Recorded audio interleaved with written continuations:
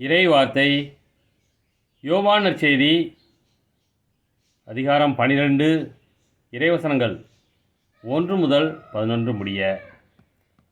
பாஸ்கா விழாவுக்கு 6 நாளுக்கு முன்பு இயேசு பெத்தானியாவுக்கு சென்றார். அங்குதான் இயேசு லாசரை உயிர்த்தெழச் செய்தார். அங்கு அவருக்கு விருந்து அளிக்கப்பட்டது. மார்த்தா உணவு பரிமாறினார். இயேசுவோடு பந்தியில் அமர்ந்திருந்தவர்களுடன் லாசரும் இருந்தார். மரியா லாமிச்சை என்னும் களப்பற்ற விலையுயர்ந்த நறுமண தைலம் ஏறக்குறைய 320 கிராம் கொண்டு வந்து இயேசுவின் காலடிகளில் பூசி அதனை தமது கூந்தலால் துடைத்தார். தைலத்தின் நறுமணம் வீடெங்கும் கமழ்ந்தது.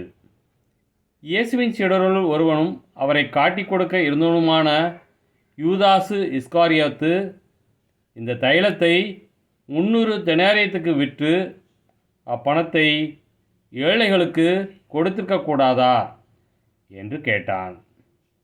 ஏழைகள் பால் கொண்டிருந்த அக்கறையினால் அல்ல, மாறாக அவன் ஒரு திருடனாயிருந்ததால் தான் இப்படி கேட்டான். பணப்பை அவனிடம் இருந்தது.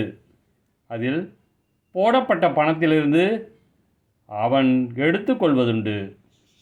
அப்போது இயேசு, மரியாவை தடுக்காதீர்கள். என் அடக்க நாளை முன்னிட்டு அவர் இதை செய்யட்டும். ஏழைகள் உங்களோடு என்றும் இருக்கிறார்கள், ஆனால் நான் உங்களோடு என்றும் இருக்கப் போவதில்லை என்றார்.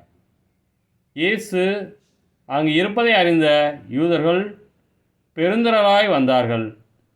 அவர்கள் இயேசுவை முன்னிட்டு மட்டும் அல்ல, அவர் உயிர்த்தெழச் செய்திருந்த லாசரை காண்பதற்காகவும் வந்தார்கள்.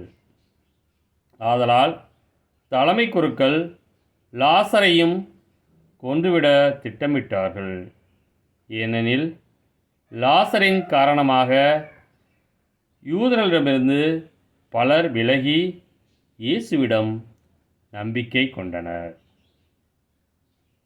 கிறிஸ்துவின் நற்செய்தி.